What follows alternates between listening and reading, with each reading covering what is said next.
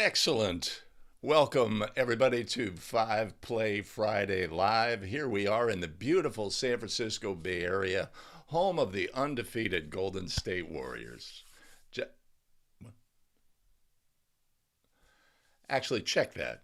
Not undefeated Golden State Warriors. Disappointing loss last night. We're not happy about that. Turnovers. There goes the undefeated season. But I hope your team is giving you the enjoyment that you so richly deserve and success on the court. Oh, fantastic. People jumping on in the chat. Good to see everybody. Dan Kelly jumping in. Good to see you, Dan. Mike Goodwin. Chris Cotard. Where are you from, Chris? Let me know in the chat. Jason Hayes is super excited, and I am super excited to be here for 5 Play Friday Live on Wednesday for Basketball Rules Expert. At no point, I want it to be recognized that at no point was I super excited. But it was a good show. I liked it. There were a lot of great questions there. We got a lot of feedback on the edited version. Always a fan favorite, the edited version that cuts out Greg yammering away for hours here. Hey, we're going to be businesslike today. We are going to knock this show out in a timely fashion. I'm going for 75 minutes and we're out the door. Okay, so hold me to that. 8:15 here in the beautiful San Francisco Bay Area, and we will be done. The Zooch in the house from rainy St. Louis. Corey from Myrtle Beach, South Carolina. Excellent. Good morning from the Great Lakes State. So we got Show Me, South Carolina. And we got Great Lakes State. Joe, excellent. 96 on the test. Of course, we take the test, we have a good result. But what do we want? We want to take it onto the court and pass that test when plays come up in our games. But that's fantastic news. Chris from Atlanta, Georgia. Excellent. Excellent. Hey, Scott. Good to see you. Brand new official. Tremendous, tremendous.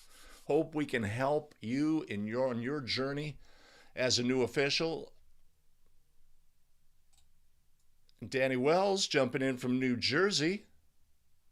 And Les O'Connor, also rainy, cloudy in Chicago. Peggy from Minneapolis. Excellent. Welcome. Welcome. We got new officials on the live stream, and we love it. We love it. And today we're here to look at plays as we always do. Analyze all the things, right? It's what we do. But since we are moving on in a timely fashion, let's take a look at our rundown. Of course, every Wednesday, live, 7 a.m. Pacific, 10 a.m. Eastern, Basketball Rules Expert, where we look at rules-based play scenarios. I posted a great situation on Facebook. We'll be covering that next Wednesday, where we have a 10-second count in the back court. Player throws the ball towards the front court. The 10-second count expires. The referee puts a whistle on the play, and the ball goes in the basket. What do we do? What do we do? Excellent. But every Wednesday, Basketball Rules Expert, and we look at plays, how to adjudicate plays properly by rule so that we can pass our test, that written test or that online test, but also when we get out onto the court, pass the ultimate test, which is getting plays right in our game. And then every Friday, we have fun with 5 Play Friday Live, where we look at video clips, we analyze all the things. We're looking at proper adjudication of the play, rules, etc. But we're also looking at whether our officials are working the system properly. Did the right official make the right call? Were they looking at the right things at the right time? Were they in position to be looking at the right things at the right time? All of the things, and maybe some fun stuff as well. Every other Monday, we have a master class. We talk on a specific topic. If you are new to the chat, new to the live stream, put your name in the chat. Join the conversation. We got a fantastic group of officials here. A great community talking about plays, talking about analysis of plays. So let us know where you're officiating from. I'd be pleased to meet you. If you're new to me, my name is Greg Austin with thebetterofficial.com, and we craft video to help basketball officials get better. And we live stream every Wednesday and Friday at a minimum. And we have exciting new programming coming soon. We'll leave it at that. And if you have a comment about the chat, about the live stream, about what we see on the screen here, about attributes of the actual live stream itself, whether I'm muted or anything, let me know in the chat. Put your voice in the game, and we can all get better together. Awesome. Awesome. Okay. Well, Mike, we will have at least one additional play for the live stream viewers. I really want to build that in so that there's an advantage to watching the live stream. Today is so I've been looking through some clips, just going through the vault and finding some clips for today. And sometimes you see what happens to you on the court, and it's like it's humorous. It's humorous. Overtime happens. Absolutely. Absolutely, Zooch. All right. So,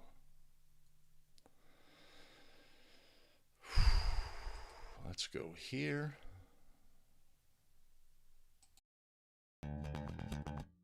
Now I've done it. Okay. Hold on.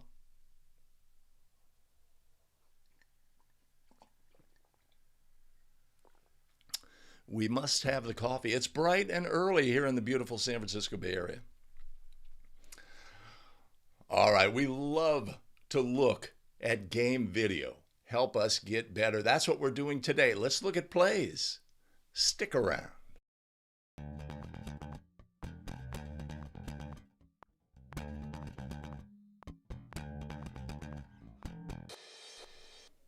Greetings, welcome back to another episode of 5 Play Friday, the show where we look at game video, analyze it for all the things so that we can get better as basketball officials. We're looking at the positioning of the crew.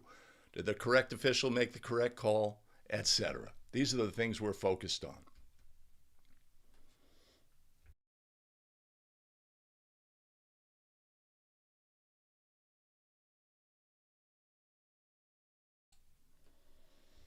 Greetings and welcome back to another episode of 5 Play Friday, the show where we look at game video so that we can get better as basketball officials. Greetings again, everybody. My name is Greg Austin with abetterofficial.com. We craft video to help basketball officials.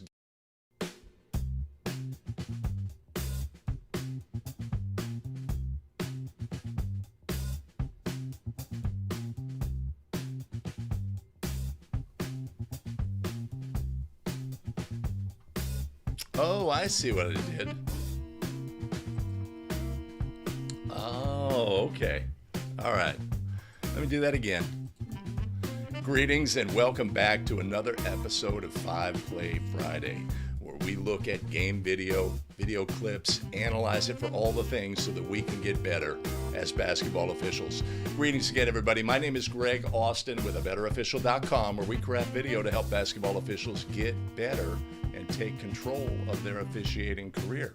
We live stream every Wednesday and Friday so that we can all get better together. If you are new, you are here, you are seeing this video, and this is the video content that you find valuable as a basketball official, great time to do all the things.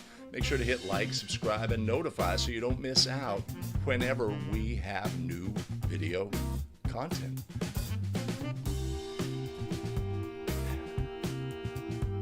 Allow me to thank our fantastic channel. Allow me to thank our fantastic channel and show supporters, Gerald Masucci, Danny Bermudez, Thomas Anticola, Phil Haddad, and Amílcar Garcia. Much appreciated and much love. You want to support the show, you can always head over to abetterofficial.com/coffee. I'm going to put a link in the show notes below. All right, today we're looking at game video to help us get better. If you are watching this episode of 5 Play Friday, you have a question or a comment, put it in the comments below and put the timestamp. It allows me to access what we're referring to, right? And we've had some feedback about the length of our videos, right? We are definitely longer than we used to be because we film live. We don't want to be held back by highly editing, etc. So here's the deal. I will always put timestamps in the description below. Play number 1 at this timestamp. If you go to the description, you can always hit the timestamp, look at the play. Here's some analysis. If you want to stay with it, you can. If you want to move on, you can always go to the next play utilizing those timestamps. So if you're in a hurry and you want to take, skim the content, that's the best way to go about it. All right. Yeah. You don't want to hear about my, yeah. We're working on. Yep, I saw that. Oh, okay. We'll fix it in post.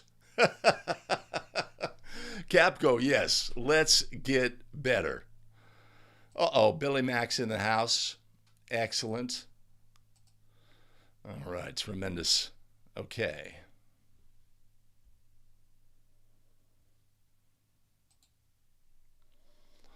All right. I think we're ready to go. I got to do some things. All right, let's get started today and look at our very first video play.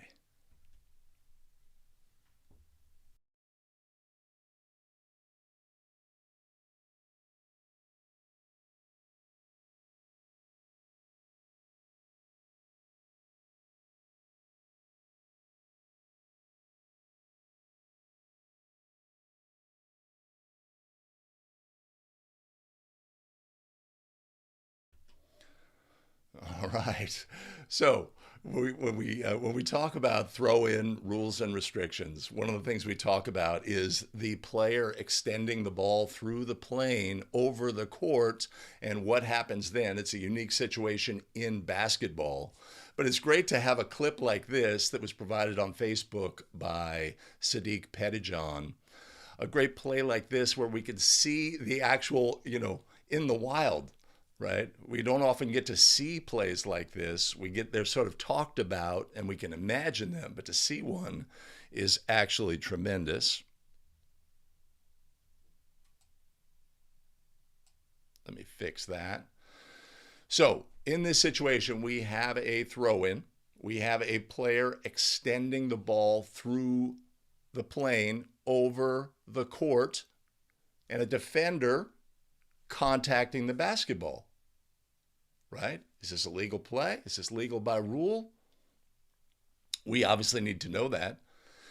Now, this is an NBA game, right? NBA rules may be different than high school, right? So what we want to do here is take the play on its merits and say, what do we have in a high school game, right?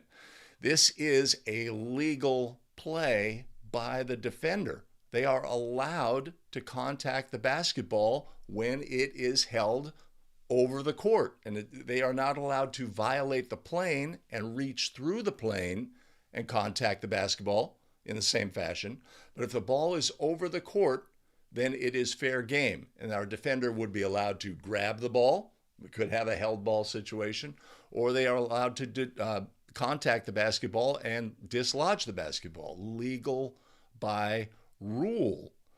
So it's great to be able to see these plays, right? So that we can, take it, so we're not imagining anymore, we're seeing the play live. Now look at this play for what it is. The offensive player extends the ball and literally sticks it in the opponent's face. What if they contacted the opponent's face with the basketball, right? Or shoved the player utilizing the basketball, shoved the player. Wow, that would be a really interesting scenario if that occurred in our game, right? So it's just great to see this play occur. This would be legal in National Federation of High School Basketball rules. And I'm going there.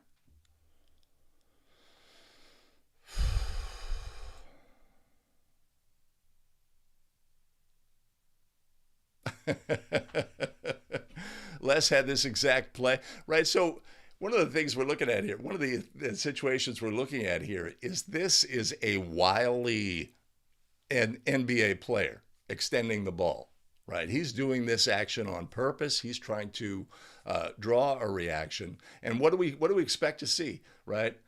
High school players are going to see plays like this and think, oh, I'm a smarty pants. I'm going to do this.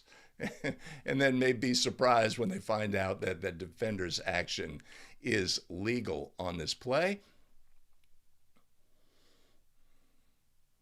Yeah, so if we had contact, if this player extended the ball and created contact with the defender with the basketball, to me that rises to the level of a technical foul.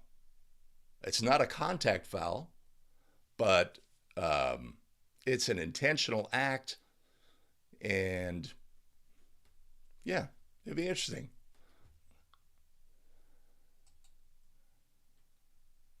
That's a question, right? So if we utilize the basketball to create contact, is that contact to be judged as a contact foul? Like if we use this basketball to basically displace the thrower is right up against the plane, the boundary plane, and the offensive player feels constrained and they use the basketball to push the player, right? This actually happened in an NBA playoff game. I think Mark Davis was the official, where Manu Ginobili uses the basketball to displace the defender, to get them off balance, moving back and giving them the ability to make the throw in. This is, yeah. That's where we make the big bucks, Billy. That's where we make the big bucks. All right, so there's our first play. Gets us started, gets the juices flowing. Let's look at our very next play.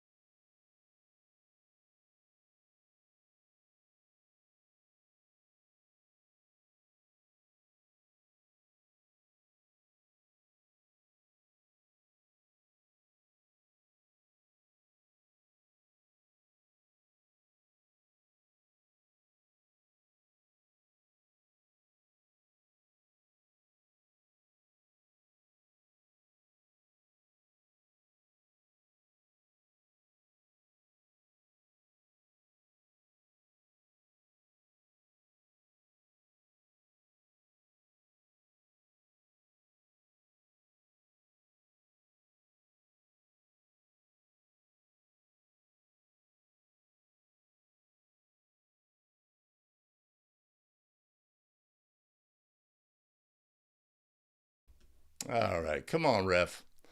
So we had a question on Wednesday on Basketball Rules Expert about substitute being who is replaced, re-entering the game, and that's what we have here on this situation. Um,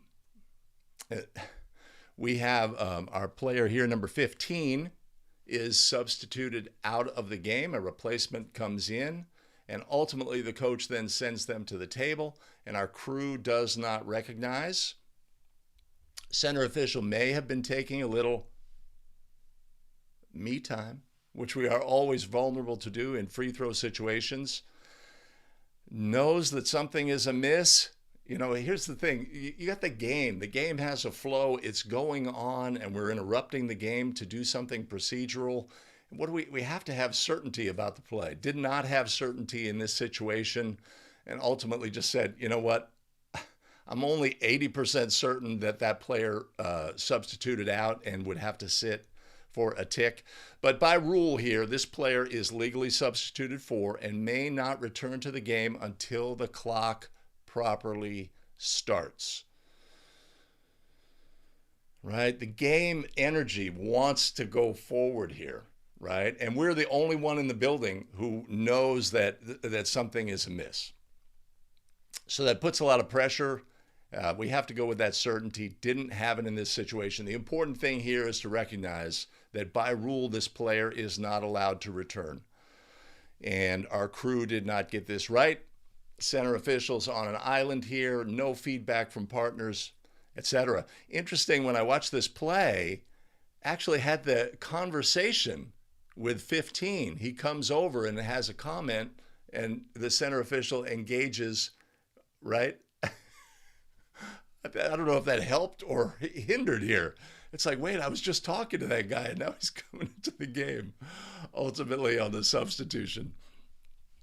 So the important thing here is to recognize that we have done things incorrectly here.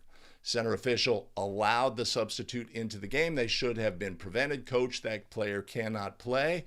What we have to have is awareness on a play like this, and we have to have certainty, right? We can't be saying, oh, this player can't come in unless we absolutely know that that's the case. So that's our only defense here.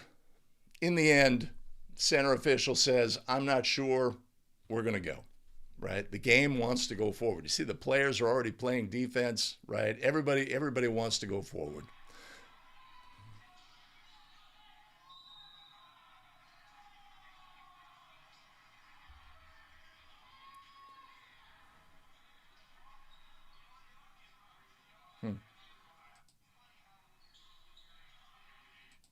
Let's put that there. So there we have it on that play.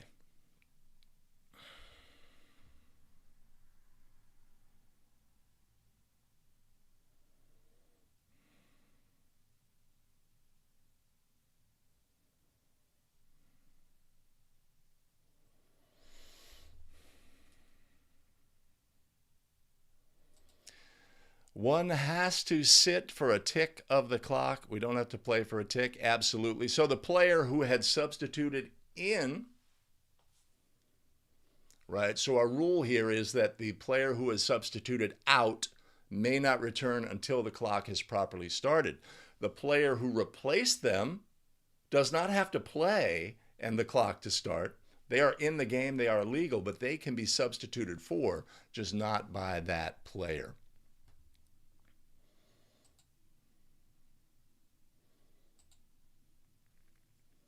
Yep. All right, so I think this official needs a second chance. Let's look at a similar play and see if we can get that right.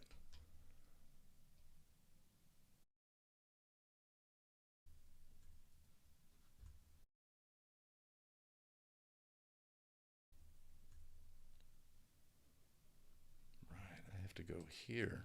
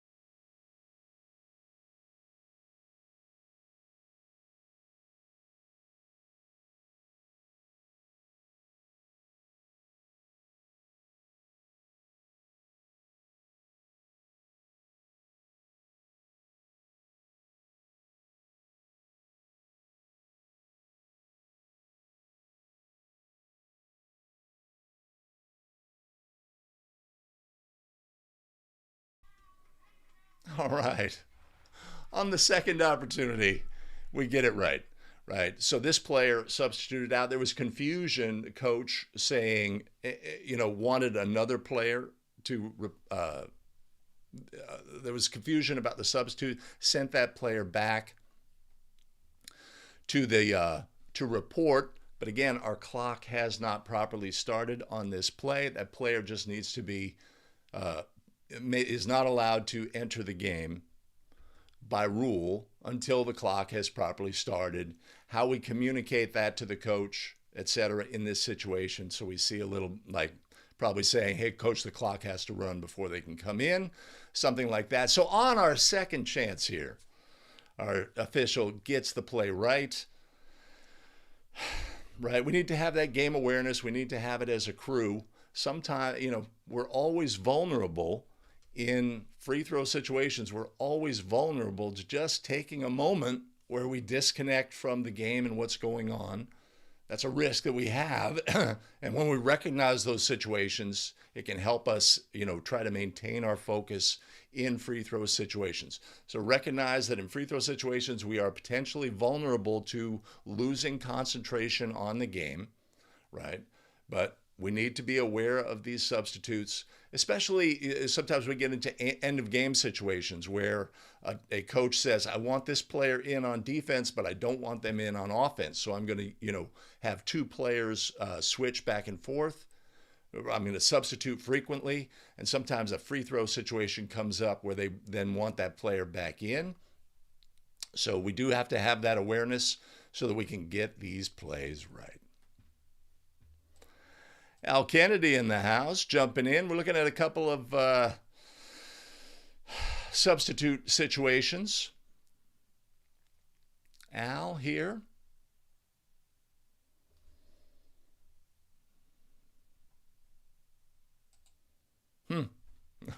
Well, then you're going to seldom catch it because usually scorekeepers are not going to be on top of this situation. That's what I find. If we can get a scorekeeper to help us in this situation, we are ahead of the game.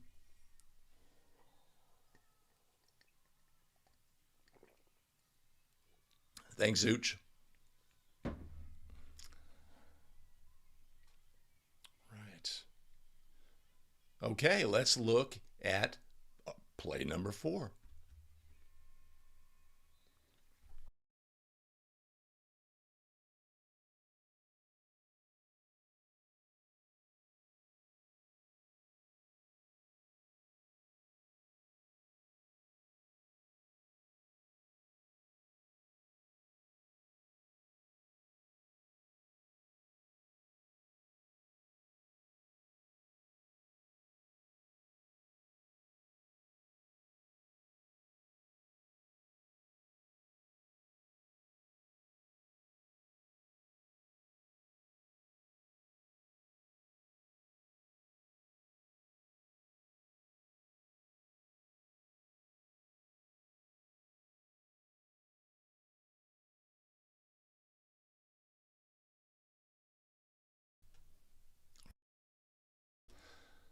This is a pretty subtle play.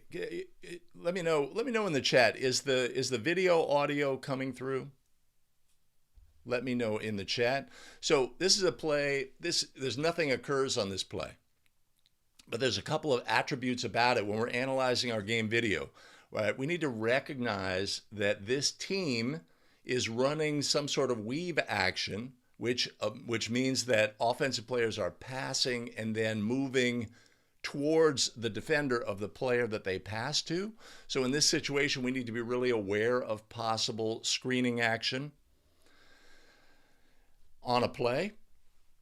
Also, we are here in California, and this is a situation where there's a shot clock involved. And if you are in other parts of the country, possibly shot clocks will be on the horizon for you. This team runs offense, right, for a period of time, but everybody in the gym knows that the shot clock is getting low. We start to get a count from the bench, and so the officials are alerted, and the officials need to be aware. And ultimately, our trail official, who is in sort of a passive watching the weave action going on, once the shot clock gets low, we know what's going to happen next. And when that's the case, when we know that a shot is imminent, we can't maintain that passive position, right? So if we look on the play here, right, trail official, watching this lateral action between the players in a very much a static position, but now our shot clock is getting low. The energy in the building rises, and we know what has to happen next. So now we need to position adjust to get that look on the play so we can have that open look, right? Clock situations can give us that. We're obviously in the same situation in the end of game, right? We could have the same situation where our position on the court is relatively passive because there's no action that we have to position adjust for. We are aware that the team is running offense, etc. But when we know that a shot is imminent, we have to position adjust as officials so that we can get the proper look on the play. And that's what we have here on this play, right? The shot clock was down very low, and we have to position adjust to see that play. So when we analyze our game video, we're looking at all the things, right? And I'd say the position of the trail here is acceptable for the initial action, right? Doesn't involve a lot of position adjustment here. The team is sort of taking passive side-to-side action. We're sort of waiting for something else to happen. But then when that shot clock gets low and we know that a shot is imminent, have to position adjust so we can have this look right there.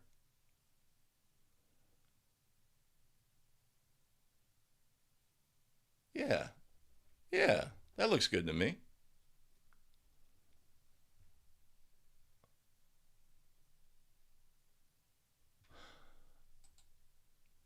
I'm going to go under the assumption no audio from the game video. Looks like I have audio. Yeah, I haven't solved that.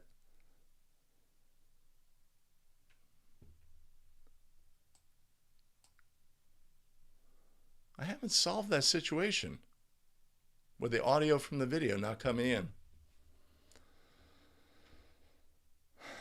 Right, Chris. This is two-person game.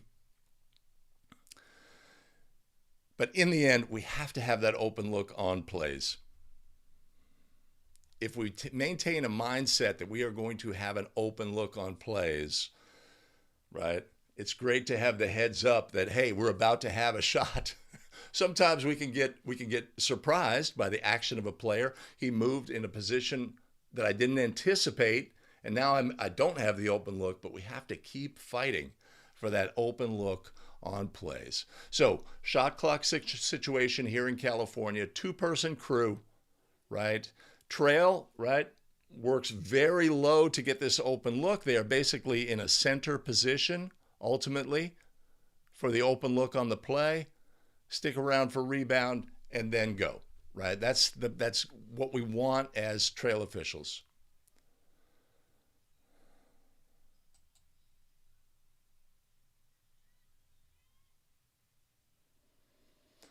Billy Mack, yeah, the team worked hard and did not produce. They did not produce anything of value.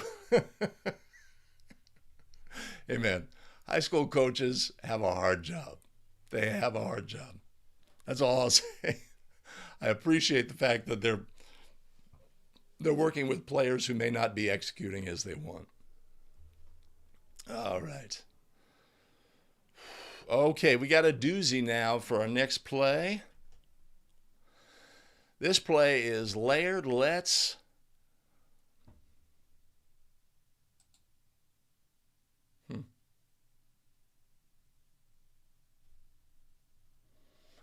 take a look at our next play.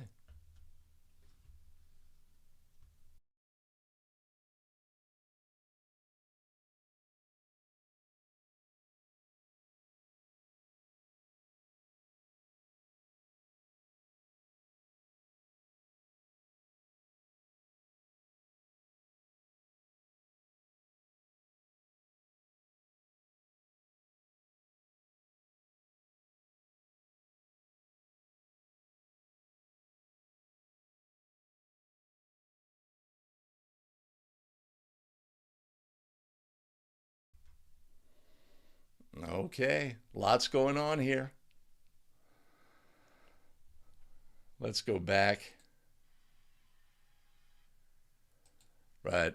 So when we're watching the play from the video, right, we can easily be distracted by the fact that the camera is focused on the ball. But let's watch what happens coming down the court. Get out the way, ref.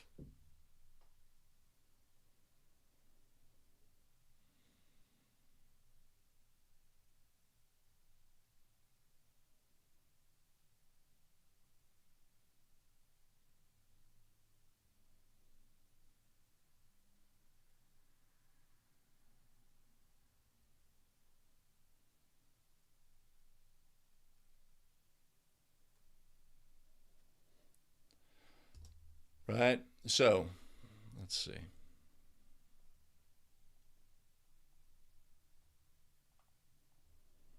Where's my arrow?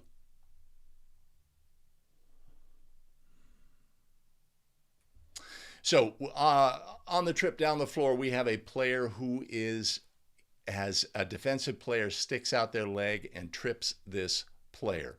And this is unofficiated. They go to the floor. They appeal to the ref. Hey, ref, didn't you see that? Right? Ultimately, they get the ball, make a move. Right? I assume we have a hand check foul there by the lead official. Leaves the spot. White team huddles. Red player comes into the huddle and has something to say to the player who tripped him. Horn sounds. Subs enter the game. Oh.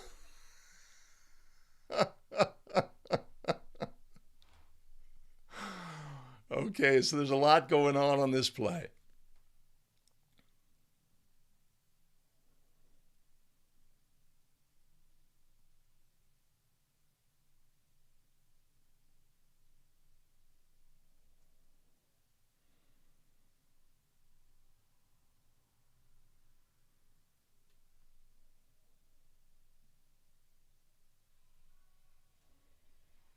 Okay. So this is second half action, right? So the game has been going on, and we have that tripping foul that's unofficiated, right? Center official should catch that. Lead official should have an open look on the play. Let's look at the positioning of our crew on the original play. Okay, so our lead has those two post players, right? We often get this as lead. We've got players that are sort of displacing us and forcing us to go wide and preventing him, but he's picking up the post action. This looks like potentially a matchup that has been a part of this game, and we want the lead to focus on that. Our center official looks up ahead, seemed to be looking ahead of the play, right? Missed it. They're at a tough angle. I mean, we can see what happens on the play, but they're at a tough angle. And that play is missed.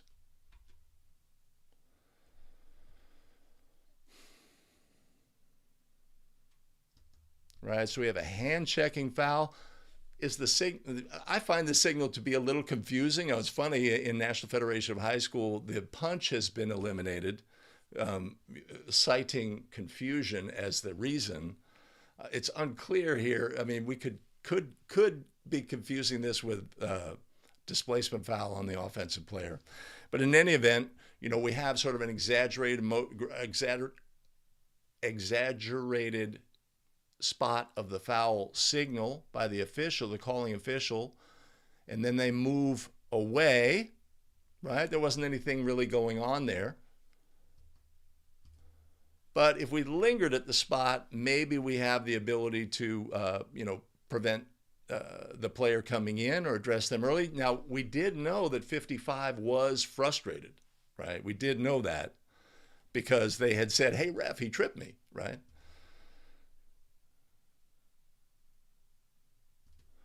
So So we've got a red player who comes into the white team's little huddle situation and has something to say to the player who tripped him.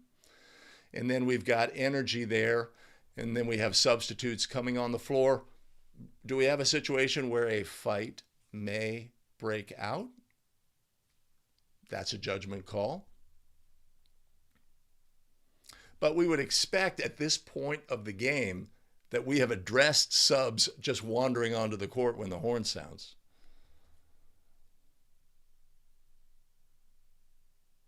So we need to make it, we had the player approach the huddle, have something to say to the player who tripped him. We've got some energy there. We need to make a judgment there about whether an unsporting technical would be appropriate here.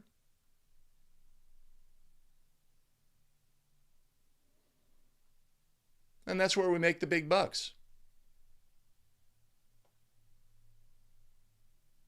But in the end, we see the clip, and basically the impression that I come away with is we've sort of lost control of what's going on in the game.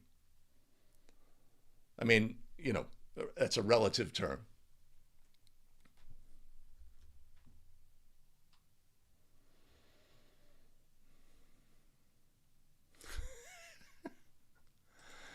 Yeah. Yeah. So the signal from the lead, yeah, we note that.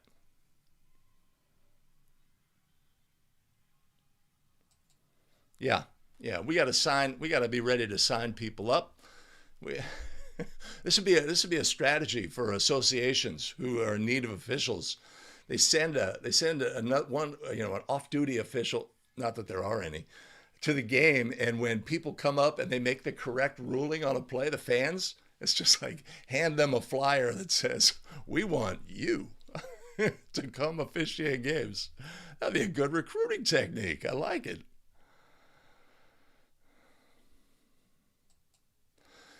Yeah, yeah, exactly, Les. It's just like it's not obvious what the call is, right? Is it is it a push? Yeah, right. And you know we get guidance from National Federation of High School about using proper signals, etc., not calling attention to ourselves. But in the end, we have to recognize spirit and intent of signals, communication.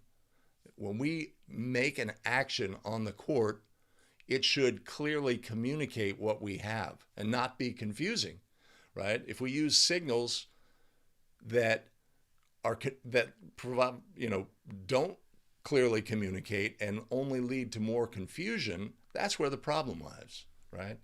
So I think we have that on this play. That's an opinion.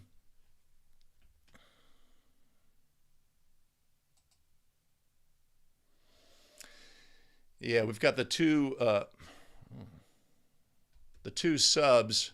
So that's a thing, man. That should not be a part of our game at this point in the game, where players hear a horn and come onto the court. We need to address. I mean, sometimes we can get that early in the game, and we need to address that, right? But we should not have it here for second half action.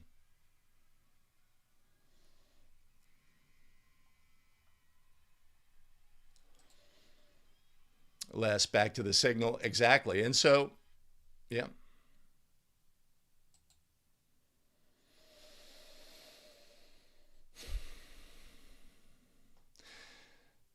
Right. So we have a situation where the substitutes enter the court and they are not beckoned onto the court. So they are both at risk for substitute technical fouls. If they had any unsporting behavior in that situation, right, they would be liable for something else. They would be bench personnel because they were not beckoned in. The ball hasn't become live. They are not legally in the game. So they would be at risk for a bench technical foul if they, let's say, came in and, the white player comes in and shoves 55 red and says, "Get off my guy," right? So need to be aware of that. Yeah, so let's take a look at our off-ball officials.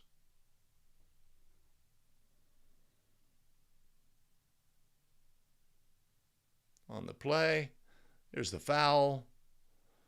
Outside officials observing. Trails moving in as lead, says, we got trouble, right? Gets in there. Right, but then we end up with 3 officials at the spot, right? It doesn't give us perception about what's going on with our potential substitutes coming in.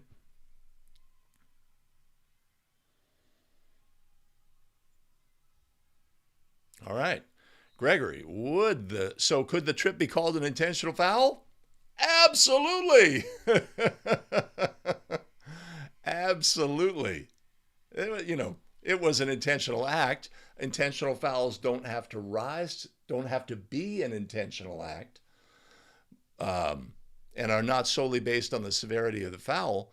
But absolutely, if this defender, if we watch the action, he intentionally extends a leg to trip the player coming down the floor.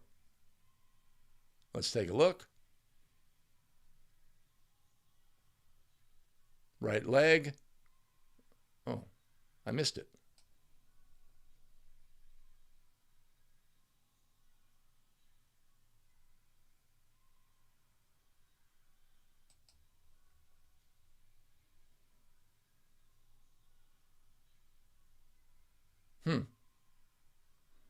Interesting.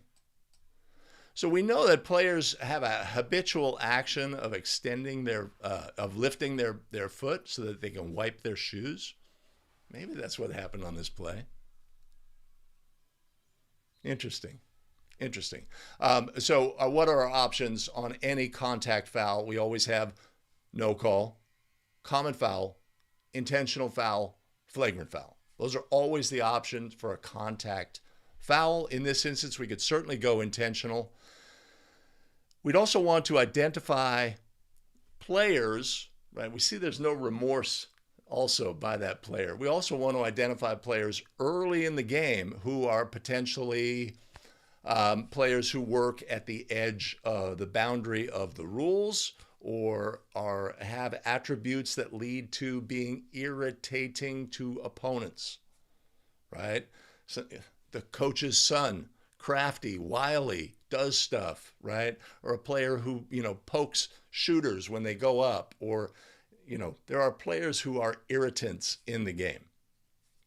That's one of their skills, right? They feel like, well, I bring that in, I get under the skin of my opponents, right? We need to identify those players early and obviously be aware of where they are on the court and what they're doing, and also be aware that they can lead to retaliatory action. That's almost like baked into the equation. That's what they're looking to do.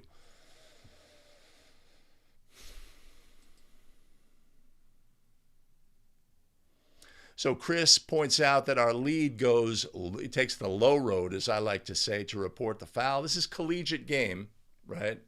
So I don't know and then he's going to go opposite. If he had taken the high road, right, then the 55 would have been coming right at him, and he could have fixed that. So that's a good thing to note.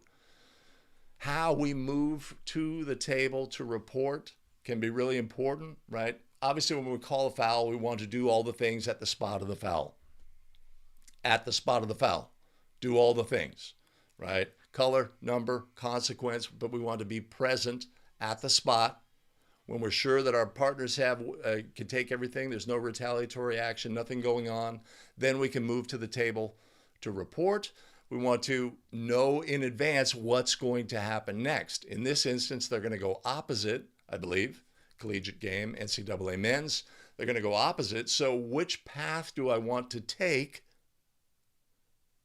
that gets me to where I'm going next in a way that displays, like Monty McCutcheon says when in his talk about mechanics are made in the dance, the aerobics room, right?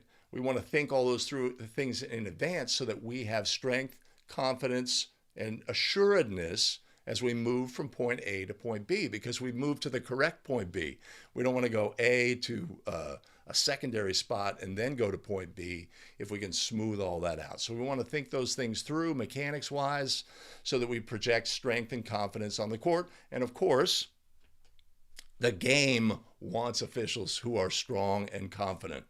Whether they agree with your ruling or not, they want officials to be strong with their calls, confident with their calls.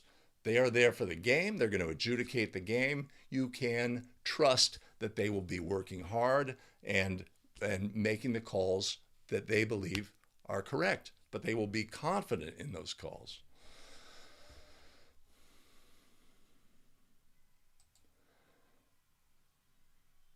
Okay. Yeah. All right. So possibly not an intentional foul. Like I say, it looks like the player potentially lifts their leg to wipe their shoe. Let's take a look at it one more time.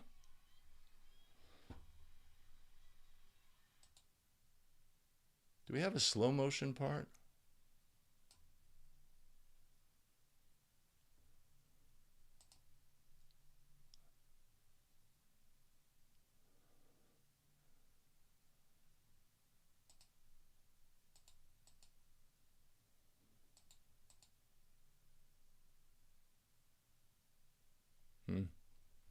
It looks intentional to me. I mean, the foot ends up coming back, but that looks intentional to me. He's position adjusting. I see him coming. I see him. Yep. Yeah. I'd go intentional there.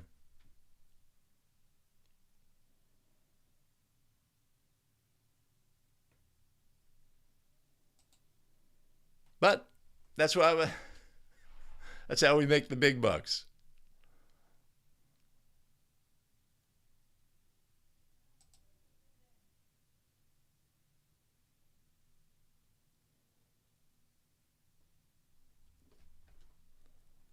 I'd listen to other opinions about that. I see that player as moving sideways into the path just enough, right? And again, what are the attributes of that coach's son player? They're usually smaller, less physical, crafty, smart. So, everything that's happened to this point and our awareness of what kind of player this is are factors that can help us in the right direction.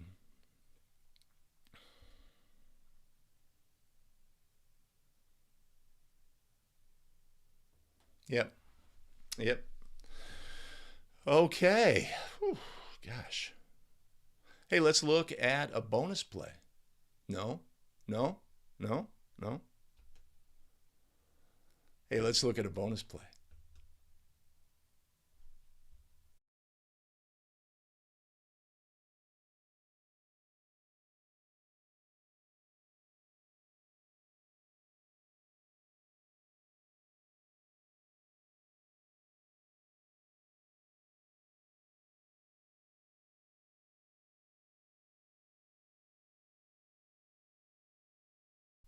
All right, this clip is from the incredible Scott Bach Hansen.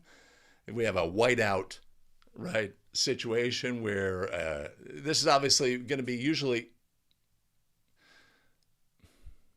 Have you ever had this happen in your game? I've never had something like this happen, but it's obvious that everybody knows that this student section is going to take this action at this point in the game after the first score. Some student sections or fans may say we're going to stand until we score. In this situation, they're saying, okay, on the first goal, we're all going to throw toilet paper onto the court. It's a tradition. And, a fun part of high school basketball, everybody knows, the officials are clued in, the opponents are clued in. It's a thing, right? And we like the fun things that can occur in high school games. And we, just need to be aware of how to administer this situation. This may be a situation where we are going to assess a team technical for fan behavior, and the coach says, absolutely, that's what we want. This is what we expect in this situation. Or maybe the agreement of the coaches in advance say, we're going to do this. We've got all the sweepers ready. They're going to clean all the stuff up within 20 seconds. So we're going to go to a timeout, something like that. But obviously the officials in this situation would be clued in and aware that this was going to occur. And this is a celebratory act. It's a fun part of high school basketball. It's not a spontaneous throwing of water bottles or something like that. We wouldn't want that. But it's always great to see the fun things, the things that can occur in a high school game where the player at the end of the bench, a 30-30 player, as we like to say, they only get in the game when there's a 30-point lead or in the final 30 seconds or both, right? They get in the game, their teammates are trying to get them the ball, and if they score, the bench goes crazy, right? They're so excited for their teammate. And, it's a great part of high school basketball. Obviously, end of season, we can get situations where we have a manager for a team and they suit up, they get in the game, they throw up a shot, the ball goes in, the place goes crazy. And those are super exciting parts of high school basketball.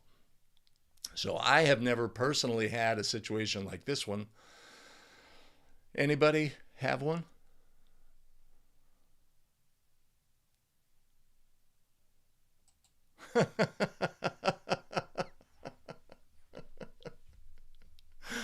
Yeah, if you've got a team that struggles on offense, you may not buy in. I'll tell you what, I'm going to go use the bathroom and I'll come back after the first basket. You guys do the So has anybody had a whiteout situation like this in your game? Let me know in the chat. I have not. I've never had something that involved a celebratory action like this that was going to delay the game and that everybody was on board for. All right, we're still discussing.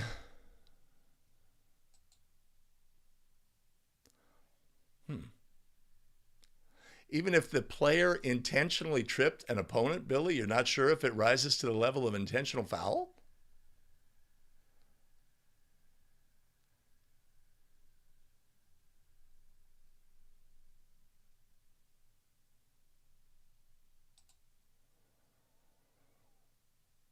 Huh.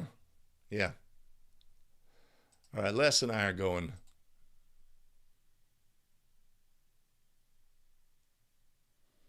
Yep, I'm with Les. Les and I are on team intentional foul on that play. Okay.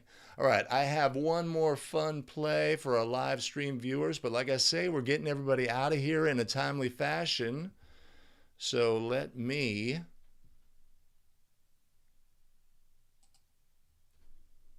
say, oh, God damn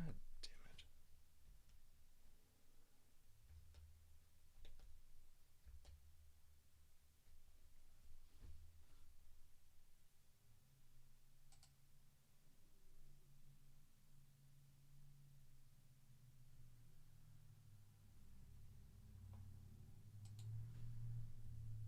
Yeah. Hey, thanks for joining us today on 5 Play Friday. If you have any comments, put them in the comments below. If you have a question about a play, make sure to include a timestamp. Makes it much easier for me to find and comment or reply to the comment. And we look at all the comments on our videos. If this is the video content that you appreciate as a basketball official, time to do all the things. Hit like and subscribe and notify. We live stream every Wednesday and Friday. Join us for the live stream. Put your voice in the game so we can all get better together. Allow me to thank our fantastic channel supporters: Gerald Masucci, Danny Bermudez, Thomas Anticola, Phil Haddad, and Amílcar Garcia. Much appreciated and much love. You want to support the show? You can always head to abetterofficial.com/coffee. There's a link above, and there will be a link in the show notes below. Excellent. We have additional video content for you available here. Check this video out. This is our basketball rules expert from previously in the week. Here's a video that YouTube has chosen. Make your choice. Choose wisely. We'll see you.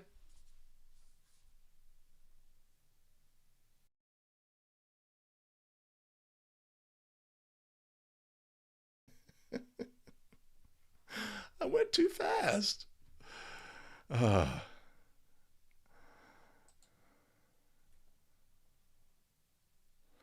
Nate, are we referring to the whiteout, the toilet paper game? I don't know. Okay. All right, let me go here. And let's look at a bonus play for live stream viewers.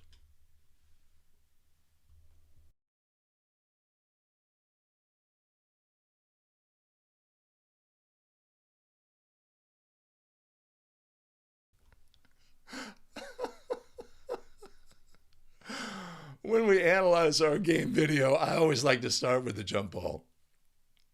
And it's funny when we have such a bad toss as we do in this instance, because the tossing official steps in very almost, got great presence, asking the players to reposition, and then ultimately when the toss goes up, it's like that's not going on the highlight reel. That is hilarious. And it's always fun when we analyze our game video and we see things that we do on the court, some mannerism we have or response we have or confusion that we display. Always humorous. So I got a big kick out of this one. We obviously want to have a great toss to start the game. I'm a big fan of the concept that all we need to do is get the game going. This does not have to be perfection, etc. This is a bad toss. If my partner called this back, more power to you. So we like to have fun. Yeah, Billy Mack. We know this. Those kids wouldn't have invested, all the time and energy to get all those toilet paper rolls in that previous play, if that had been the case. Yeah.